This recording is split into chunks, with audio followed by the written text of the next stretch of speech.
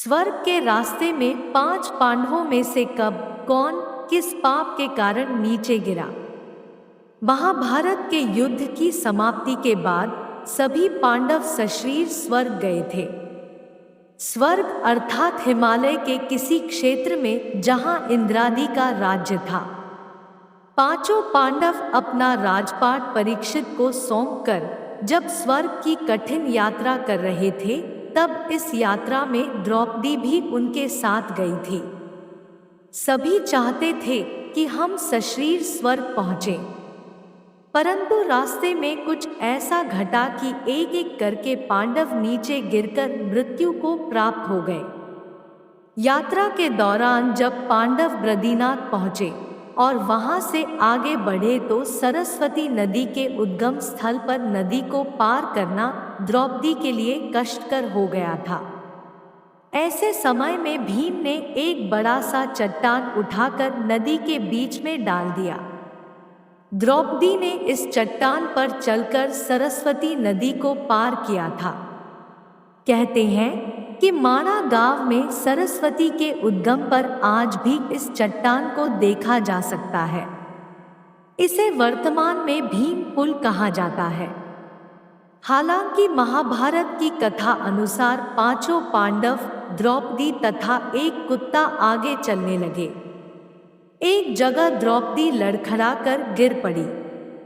द्रौपदी को गिरा देख भीम ने युधिष्ठिर से पूछा कि द्रौपदी ने कभी कोई पाप नहीं किया, तो फिर क्या कारण है कि वह नीचे गिर पड़ी।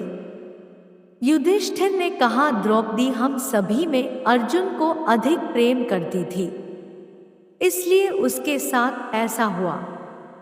ऐसा कहकर युधिष्ठिर द्रौपदी को देखे बिना ही आगे बढ़ गए।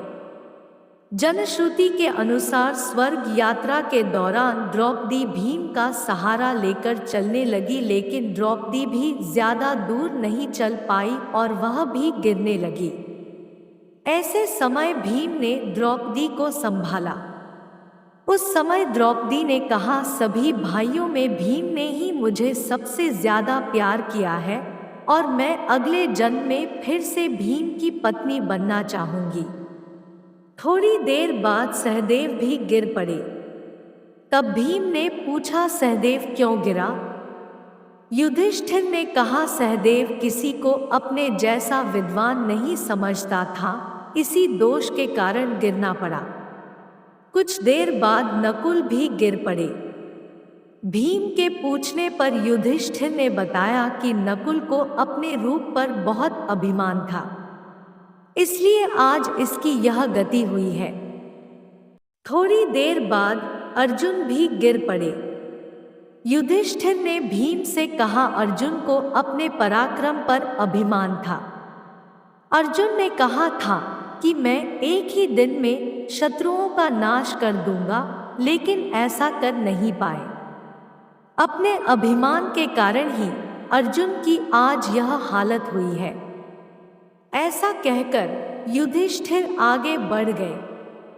थोड़ी आगे चलने पर भीम भी गिर गए। तब भीम ने गिरते वक्त युधिष्ठिर से इसका कारण पूछा तो उन्होंने बताया कि तुम खाते बहुत थे और अपने बल का झूठा प्रदर्शन करते थे, इसलिए तुम्हें आज भूमि पर गिरना पड़ा। यह कहकर युधिष्ठिर आगे चल दिए। केवल वह कुत्ता ही उनके साथ चलता रहा।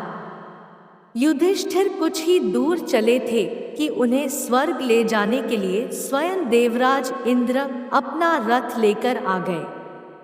तब युधिष्ठिर ने इंद्र से कहा, मेरे भाई और द्रौपदी मार्ग में ही गिर पड़े हैं, वे भी हमारे साथ चले, ऐसी व्यवस्था कीजिए। तब इंद्र ने कहा कि वे सभी शरीर त्याग कर पहले ही स्वर्ग पहुंच चुके हैं, लेकिन आप सशरीर स्वर्ग में जाएंगे। इंद्र की बात सुनकर युधिष्ठिर ने कहा कि यह कुत्ता भी मेरे साथ जाएगा, लेकिन इंद्र ने ऐसा करने से मना कर दिया।